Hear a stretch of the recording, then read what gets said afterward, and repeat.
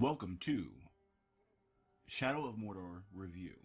My name is Wasting Sanity.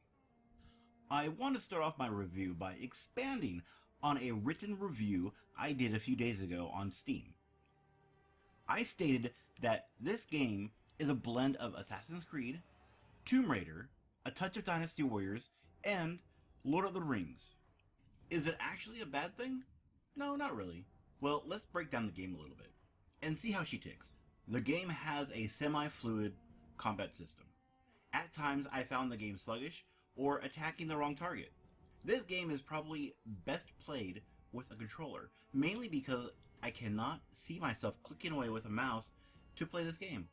The character customization is a series of unlockable skills and rune combat modifiers. To heal your character, you have to either find plants or use runes that give health.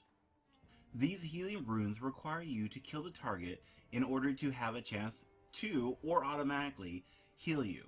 Results vary depending on the rune that you are using. Combat tends to be pretty straightforward. The orc with 2 weapons will counter your straightforward attack, so you have to use an opener in order to attack him. The orc with a shield will block your attacks, including your opener, so you have to flip over him and attack him from behind. The twist appears when there is a special orc, or a mini-boss in the crowd. The action will stop for a moment as the mini-boss yells, "Ranger!" and proceeds to send banter your way. At first, this mechanic seems pretty cool, until you realize they can do this at range. And also, all the action stops, including your motion and everything that you are doing. This includes running, riding, or attacking. Multiple mini-bosses in a crowd can be annoying, as each one wants their camera time, so the combat will stop multiple times. There are a series of side quests that help you gain experience, power, and points to place towards certain skills and runes, etc. The main storyline is rather light.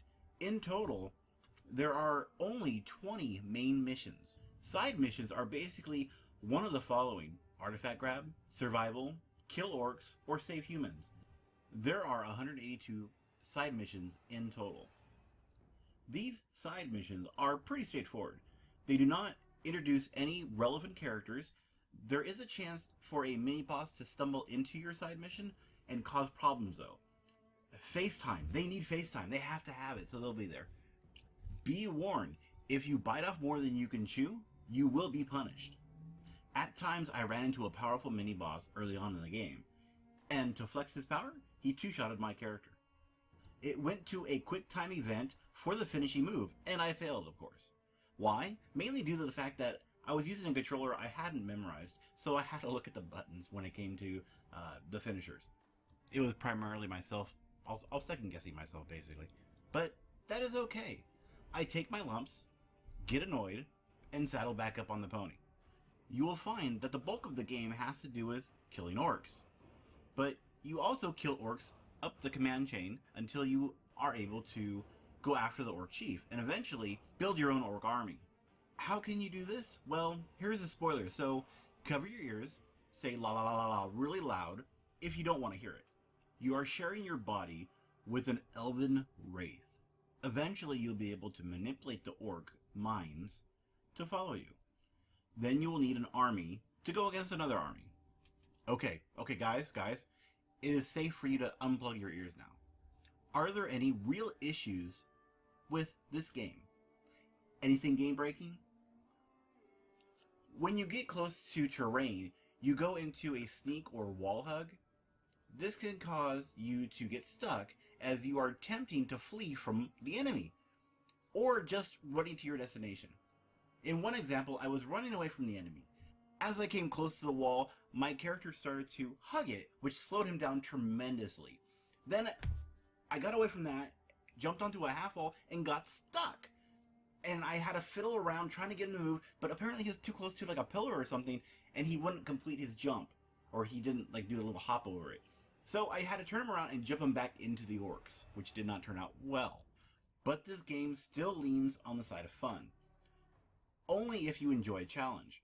Try not to go for characters that have a high power rating or they will put you in your place and brag about it later.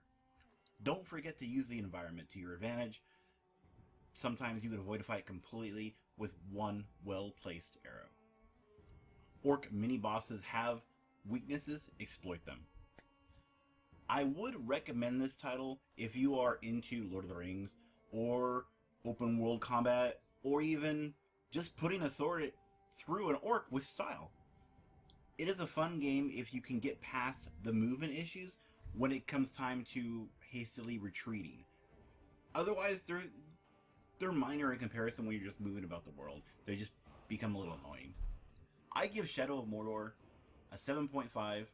Originally I was going to give it an 8, but when I thought about it, the movement issues brought it down some, and then the fact that the side quests were really light. I penalized another game in a review recently about them having side quests that were extremely light. So it's not fair for me to judge one and then not judge the other one by that. So because of the side quests being rather light, I have to give it a 7.5. And by light, I don't mean how many there are, but just how in depth they are. My name is Wasting Sanity. I do hope you enjoyed my review. Don't forget to like and subscribe down below. And as always, I want to thank you very much for watching. I do appreciate it.